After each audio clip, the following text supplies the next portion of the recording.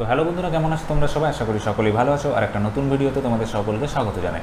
তো বন্ধুরা, আজকের ভিডিওতে আমি তোমাদেরকে বলবো যে OBS স্টুডিও দিয়ে লাইভ স্ট্রিমিং করার সময় আমরা কিভাবে ওই লাইভ স্ট্রিমিংয়ের মধ্যে মানে OBS স্টুডিওর মধ্যে আমাদের কারেন্ট ডেট এবং টাইমটাকে শো করতে পারি। মানে আমরা চাইলে আজকের ডেটটা দেখাতে পারি, মানে যেদিন আমরা লাইভ স্ট্রিমিং করছি সেই লাইভ ডেটটা শো করতে পারি, বা লাইভ স্ট্রিমিংয়ের যে টাইমিংটা মানে তখন কটা বাজছে অ্যাকচুয়ালি যেই টাইমে আমার লাইভটা চলছে সেই ঘড়ি বা ডিজিটাল ক্লকটাকে শো করতে পারি, বা আমরা ডেট টাইম দুটোকেই শো করতে পারি আমাদের ইচ্ছা মতো।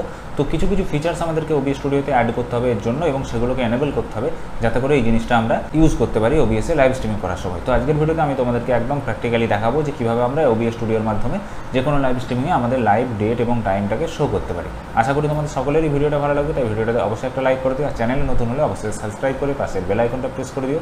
তো চলো এবার আমরা ভিডিওটা শুরু করি।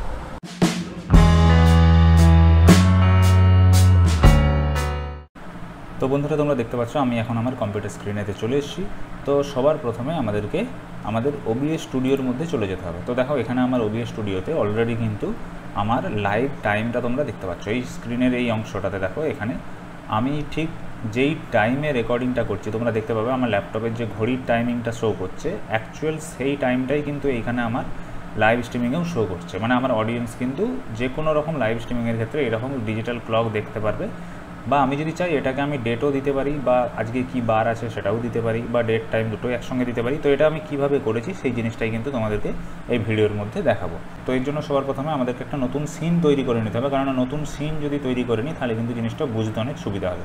দেখো, প্রথমে আমরা একটা প্লাস এই যে সিনের আন্ডারে যে প্লাস আইকন রয়েছে এখানে ক্লিক করব, সিন 2।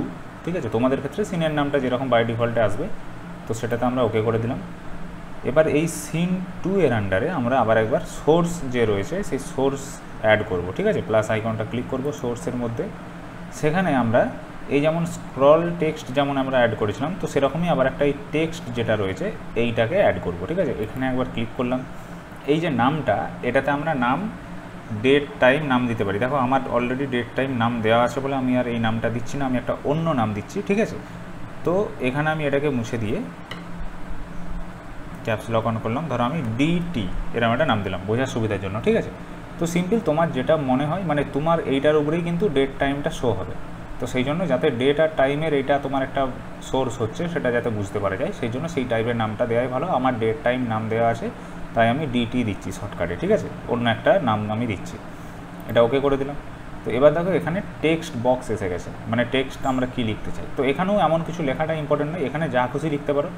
তো আমি এখানেও আমি আবার DT লিখলাম। ঠিক আছে, তো এই লেখাটা কিছু ইম্পর্টেন্ট নয়, ইম্পর্টেন্ট হচ্ছে এই লেখাটার যে কালার বা লেখাটার ধরো স্টাইল, ফন্ট স্টাইল, মানে লেখাটার যে টেক্সটগুলো কীরকম আসবে, নাম্বারটা কীরকম আসবে, বা লেখার ব্যাকগ্রাউন্ড কিছু থাকবে কি না।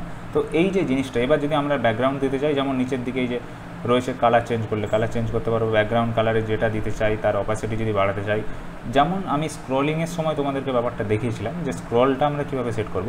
তো এখানে একদম সেই জিনিসটাই আগে করতে হবে। ঠিক আছে, বেসিক এই জিনিসটা একটা করতে হবে। আমি একটা টেক্সট DT লিখে অ্যাড করছি, ওকে করে দিলাম। দেখো DT এই লেখাটা আমার কিন্তু এখানে এসে গেছে, এটাকে আমি এখন স্ক্রিনের মাঝখানে রাখছি। ঠিক আছে, এই জিনিসটাই আমার চেঞ্জ হয়ে ওই ক্লক বা ডেট হয়ে যাবে। তো সেটা করার জন্য আমাদেরকে প্রথমে কি করতে হবে, দেখো OBS-এর মধ্যে এই কাজটা আপাতত আমাদের হয়ে গেল। এবার আমাদেরকে কি করতে হবে, ক্রোম ব্রাউজারেতে একটা লিঙ্ক ওপেন করতে হবে। তো এই লিঙ্কটাকে অলরেডি আমি স্ক্রিনে ভালো করে আরেকবার বড় করে এটা আমি লিখে দিচ্ছি, বা আমি পারলে এটা কমেন্ট বা ডিসক্রিপশানে যদি দেওয়া যায়, বা ডিসক্রিপশানে যদি নাও দেওয়া যায় আমি কমেন্টেও এটা লিঙ্কটা দিয়ে দিতে পারি। তো obsproject.com/forum/thread/datetime/digital-clock তারপরে একটা নাম্বার। ঠিক আছে, তো এই অ্যাড্রেসটা তোমরা দেখো, এটাকে আমি স্ক্রিনের মাঝখানে বড় বড় করে আরেকবার লিখে দেবো। ঠিক আছে, তো এই অ্যাড্রেসটা ওপেন করার পর আমাদের কিন্তু এই OBS সফটওয়্যারেরই ওয়েবসাইটটা খুলে যাবে, এবং সেখানে দেখো এই যে নিচের দিকে অংশটা আমার মাউস পয়েন্টারটা লক্ষ্য করো, OBS LUA মানে LUA date time digital clock এই জিনিসটা আসবে। এবার এখান থেকে সিম্পলি আমাদেরকে গো টু ডাউনলোড, এই যে সাদা রঙের বাটনটা রয়েছে এখানে ক্লিক করতে হবে। তো গো টু ডাউনলোডে ক্লিক করার পর দেখো এই যে পেজটা আসছে ক্রোমের মধ্যেই একটা পেজ আসবে।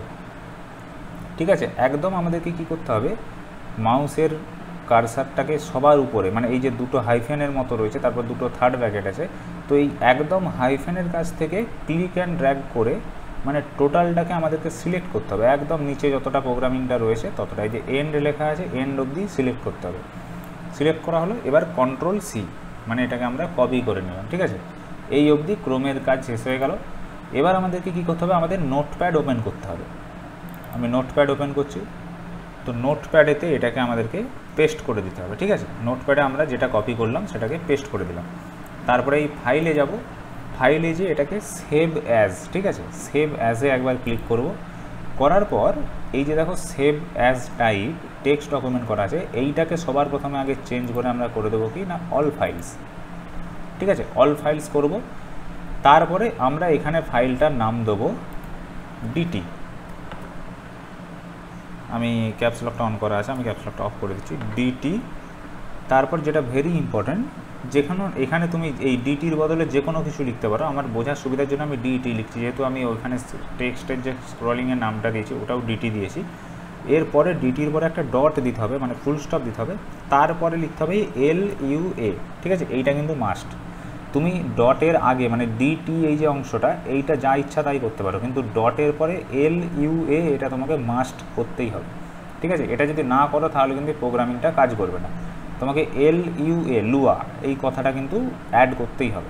তারপরে এটাকে সেভ করতে হবে, ডকুমেন্টসে এটাকে আমরা সেভ করলাম, দিয়ে নোটপ্যাডকে আমরা ক্লোজ করে দিলাম। তো এখন আমি একবার দেখিয়ে দিই, ডকুমেন্টসের মধ্যে আমার দেখো DT.LUA এটা সিলেক্ট হয়ে গেছে। এবার এর আগে দেখো সেম জিনিস আমার যেটা অলরেডি চলছে, ক্লকটা দেওয়া আছে, তো একই জিনিস দেওয়া আছে, আমি কিন্তু এটা datetime.lua অলরেডি একটা সেভ করে রেখেছি। এবার এই জিনিসটা আর এই জিনিসটা দুটো কিন্তু একই, এটাও সেম প্রোগ্রাম আছে, এটাও সেম প্রোগ্রাম আছে, আমি এইটা অবধি আনানোর জন্যে তোমাদেরকে এটা দেখালাম, ঠিক আছে। এবার আমি এটাকে যদি ডিলিটও করে দিই, আমার এখন কিন্তু ক্লকটা যেহেতু এই প্রোগ্রামটা থেকে চলছে, ক্লকটা ডিলিট হবে না।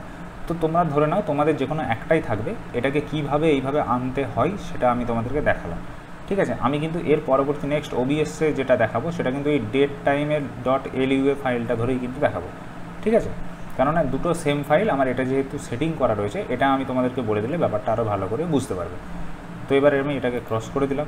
এবার আমাদেরকে যেতে হবে OBS স্টুডিওর মধ্যে, ঠিক আছে। OBS-এর মধ্যে দেখো আমাদের কিন্তু এখনও কোনো রকম চেঞ্জ নেই, আমরা যে একটা জাস্ট সিন ক্রিয়েট করেছিলাম, তারপরে সোর্স অ্যাড করে সেখানে DT নাম দিয়েছিলাম, তারপরে সেই টেক্সটটাতেও আমরা DT লিখেছি। এইবার আমাদেরকে যেতে হবে যে টুলস মেনু, OBS-এর উপরে হেল্পের পাশে দেখো টুলস মেনু, মাউস পয়েন্টার লক্ষ্য করো, টুলস মেনুতে আমাদেরকে ক্লিক করতে হবে। তারপরে নিচের দিকে স্ক্রিপ্টস এই যে অপশানটা, এইটার একবার ক্লিক করতে হবে। তো দেখো স্ক্রিপ্টসে অলরেডি আমার এখানে datetime.lua এইটা কিন্তু সিলেক্ট হয়ে আছে। আমি তোমাদেরকে এক্ষুনি বললাম যে আমার ডকুমেন্টসের মধ্যে দুটো ফাইল রয়েছে, ঠিক আছে। তোমাদের ক্ষেত্রে এটা কিন্তু আসবে না। তোমরা এখানে কি করবে, নিচের দিকে প্লাস আইকনে ক্লিক করবে, প্লাসে ক্লিক করার পর দেখো এই যে আমার এখানে অনেক অন্য একটা OBS প্লাগইনের মধ্যে এটা খুলবে স্ক্রিপ্টে, কিন্তু আমাদের এটা দরকার নেই। আমরা একদম যেটা নতুন যেটা করলাম, ডকুমেন্ট ফাইল যেটা সেভ করলাম, দেখো এই জিনিসটা, এই যে ডকুমেন্টসের ভিতরে আমি তোমাদেরকে এক্ষুনি বলছিলাম যে datetime.lua আর dt.lua, ঠিক আছে। তোমরা নতুন যে ফাইলটা করেছো, মানে তোমাদের ক্ষেত্রে একটাই থাকবে, সেই ফাইলটাকে একবার সিলেক্ট করবে। আমার ক্ষেত্রে datetime-টা অলরেডি সিলেক্টেড আছে, আমি ওই জন্য আর করছি না। এটা ক্লিক করে ওপেন করলেই আমি এখানে ক্যান্সেল করে দিচ্ছি, তোমরা ওটা ওপেন করবে। তো তোমরা যখন ওপেন করবে একদম সেম এক্স্যাক্ট এই জিনিসটাই তোমাদের আসবে, ঠিক আছে। ডেসক্রিপশানে এতগুলো জিনিস এসে যাবে। এবার এই জায়গাতে আরেকটা জিনিস, নিচের দিকে একটা ভালো করে ব্যাপারটা বুঝতে হবে, ডেট টাইম ফরম্যাট, ঠিক আছে। ডেট টাইম ফরম্যাটটা দেখবে তোমাদের এত কিছু লেখা থাকবে না, যে কোনো একটা লেখা থাকবে। মেনলি তোমাদের এই দেখো মাউস পয়েন্টটা লক্ষ্য করো, পার্সেন্টেজ দিয়ে X এইটাই কিন্তু লেখা থাকবে। এখন এই এতগুলো জিনিস যে লেখা রয়েছে এইগুলোর মানে কি, দেখো পার্সেন্টেজ দিয়ে X যখন লেখা থাকবে তার অর্থ হচ্ছে শুধু টাইম, ঠিক আছে। টাইম শো করবে, কীরকম শো করবে, এই যে একটা এক্সাম্পল দেওয়া আছে 23:48:10, মানে 23টা বেজে 48 মিনিট 10 সেকেন্ড, এইভাবে মানে 24 আওয়ার ক্লক হিসাবে এটা শো করবে। মানে ট্রেনের যে টাইম টেবিল হয় না, মানে যেমন রেল স্টেশনে যেরকম ঘড়িগুলো দেখায় যে 12টার পরে 13, 14 এইভাবে বেড়ে বেড়ে যেতে থাকে, তো সেই ধরনের ক্লক যদি শো করাতে চাও বাই ডিফল্ট এটাই দেওয়া থাকবে, এটা পার্সেন্টেজ দিয়ে X লেখা থাকবে, ঠিক আছে, এই ডেট টাইম ফরম্যাটটাই। এবার যদি আমাদের মনে হয়, দেখো আমার যেমন এই যে ঘড়িটা তোমরা এখানে দেখতে পাচ্ছ, এই যে ঘড়িটা আমার ধরো দেখতে পাচ্ছ এখানে, তো এই জায়গাতে কিন্তু আমার এই 12:18 মিনিট তারপর 22 সেকেন্ড AM, এইটা আমি কিভাবে করেছি। তো এইটা করার জন্য আমাকে কিন্তু দেখো অনেকগুলো আমার ফরম্যাটেতে কিন্তু অনেকগুলো জিনিস পরপর অ্যাড করতে হয়েছে। আমার হচ্ছে প্রথমে দেওয়া আছে পার্সেন্টেজ আই। তোমাদের একটা জিনিস আমি ক্লিয়ার করে বলে দিই যে এই জায়গাটাতে এই মাউসে ক্লিক করার পর যেটা থাকবে তোমার ইনিশিয়ালি যেটা থাকবে, মানে প্রথমে দেখবে একটা দেয়া থাকবে, সেটাকে কিন্তু মুছে দেবে না। সেটা মুছলে স্ক্রিপ্টটা বন্ধ হয়ে যাবে, ওবিএসটা কিন্তু তখন ক্র্যাশ করে যাবে, তোমাকে আবার প্রথম থেকে পুরো সেটিংটা করতে হবে।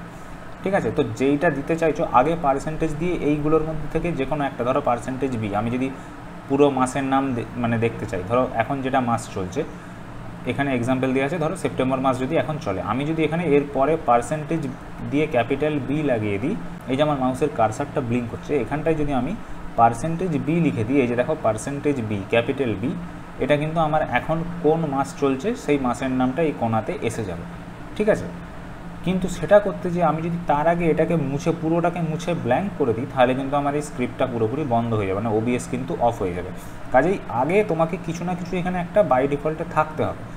এবার চেঞ্জ করার পর যখন তুমি দেখবে তোমার যেই ফরম্যাটটা চাইছো প্রত্যেকটা জিনিস লিখে দেওয়ার পর যখন সেম ফরম্যাটে ঘড়িটা দেখা যাচ্ছে, তখন তুমি পুরোনো যেগুলো আগে ছিল ওইগুলোকে একটা একটা করে ব্যাক স্পেস দিয়ে দিয়ে কেটে দিতে পারো। ঠিক আছে, এখন যেমন আমার এতগুলো দেওয়া আছে, দেখো পার্সেন্টেজ আই দেওয়া আছে, তারপরে কোলন দেওয়া রয়েছে।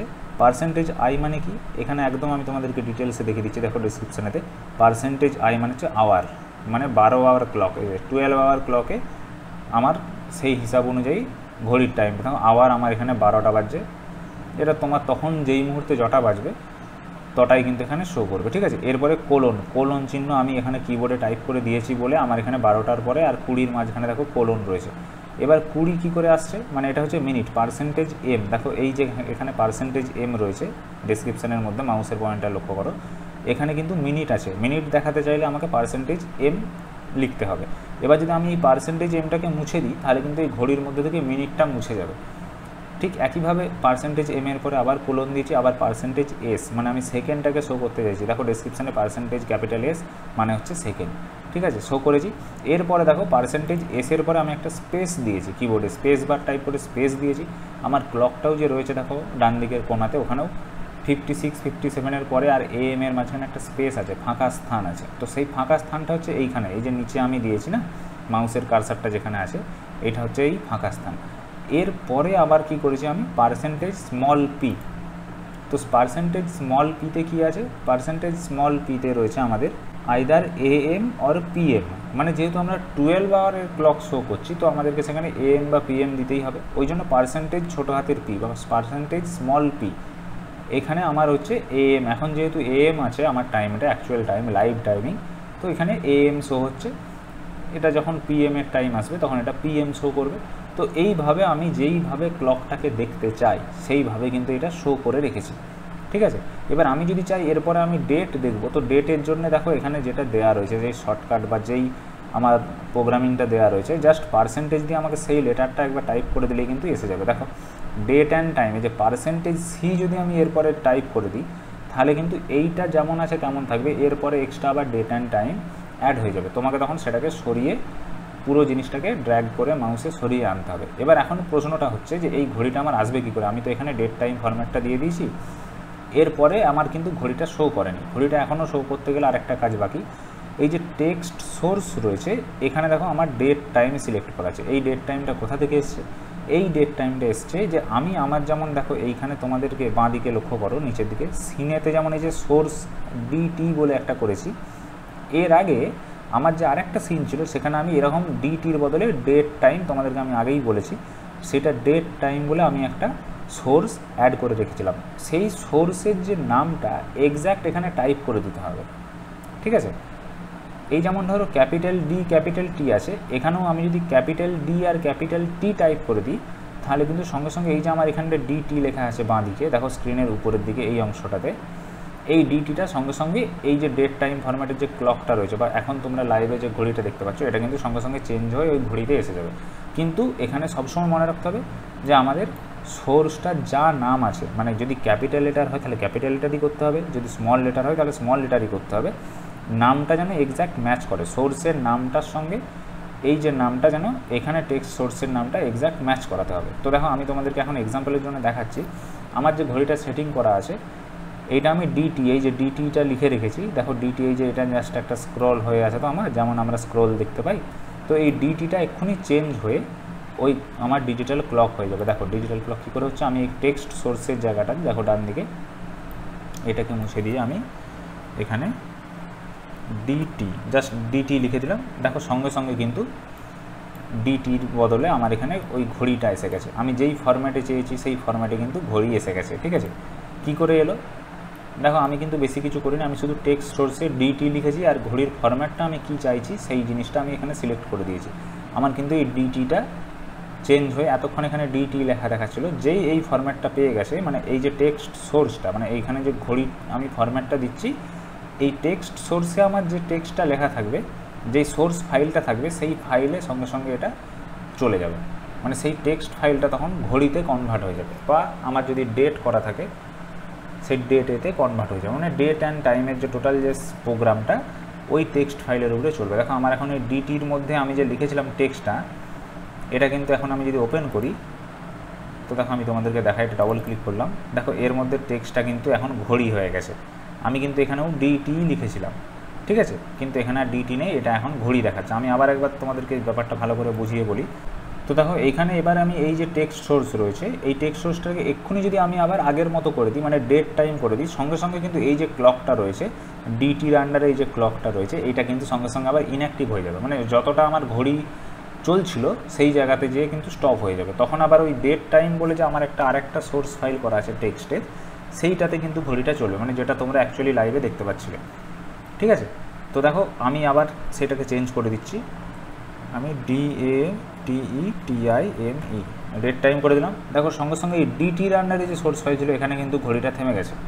ঠিক আছে, এবং আমার উপরের দিকে আবার ডেট টাইমে, মানে অ্যাকচুয়াল যে ঘড়িটা আমি তোমাদের জন্য দেখিয়ে রেখেছি এই ডান দিকের কোণে, দেখো ওই ঘড়িটা কিন্তু আবার লাইভ টাইমিং দিতে শুরু করেছে। মানে আমার এই টেক্সট সোর্সের যে নামটা, যখনই আমার ওই কাঙ্ক্ষিত যে সোর্স দেওয়া রয়েছে যেটাকে আমি ডেট টাইম করতে চাইছি, সেই সোর্সের নামের সঙ্গে যখন এখানে সোর্সটা মিলে যাবে সঙ্গে সঙ্গে সেই টেক্সটটা ঘড়িতে কনভার্ট হয়ে যাবে। ঠিক আছে, তো এইভাবে কিন্তু আমরা ঘড়ি বা আজকের যা তারিখ রয়েছে সেই তারিখ দুটোকেই চাইলে, বা আজকের যদি কোনো বার আমি দিতে চাই, প্রত্যেকটারই তোমরা দেখে নেবে একটা করে শর্টকাট দেওয়া রয়েছে, পার্সেন্টেজ দিয়ে সেই লেটারটাকে কিবোর্ডে টাইপ করবে, স্মল লেটার বা ক্যাপিটাল লেটার, তাতে করে কিন্তু তোমার একদম ডেট টাইম, এমনকি দিনের নাম, মাসের নাম, এইগুলো পর্যন্ত এসে যাবে। এইগুলো পর্যন্ত আমরা লাইভ স্ট্রিমিংয়ে অডিয়েন্সকে কিন্তু শো করতে পারবো। তো এইভাবে কিন্তু আমরা একটা খুব দারুণ এক্সপিরিয়েন্স আমাদের অডিয়েন্সকে দিতে পারবো, যে লাইভ স্ট্রিমিংয়ের সময় আমাদের কিন্তু লাইভ টাইমটাও চলবে, বা আমরা চাইলে লাইভ ডেটটা দেখাতে পারি, লাইভ যে আজকের কী বার বা এখন কি মাস চলছে সেগুলোও কিন্তু দেখাতে পারি। লাইভ স্ট্রিমিংকে আরও আমরা প্রফেশনাল কোয়ালিটিতে আরও আকর্ষণীয় করে তুলতে পারি। তো বন্ধুরা তোমরা দেখলে এভাবে কিন্তু OBS স্টুডিওতে লাইভ স্ট্রিমিং করার সময় আমরা এই সেটিংগুলোকে অন করে রাখতে পারলে আমরা কিন্তু যে কোনো স্টেজ প্রোগ্রাম লাইভ হোক বা যে কোনো লাইভ সেশনের ক্ষেত্রে, সেটা ইউটিউব হোক বা ফেসবুকে, OBS স্টুডিও থেকে যখন আমরা স্ট্রিম করব সেখানে আমরা আমাদের লাইভ ডেট এবং টাইম বা যে কোনো একটা আমাদের যেমন ইচ্ছা আমরা সেটা কিন্তু আমাদের অডিয়েন্সকে শো করতে পারি। আশা করি তোমাদের সকলেরই ভিডিওটা ভালো লেগেছে। যদি ভালো লাগে অবশ্যই লাইক করে দিও, চ্যানেলে নতুন হলে অবশ্যই সাবস্ক্রাইব করে পাশের বেল আইকনটা প্রেস করে দিও। দেখা হবে একটা নতুন ভিডিওতে। সকলে ভালো থাকবে, সুস্থ থাকবে, ধন্যবাদ।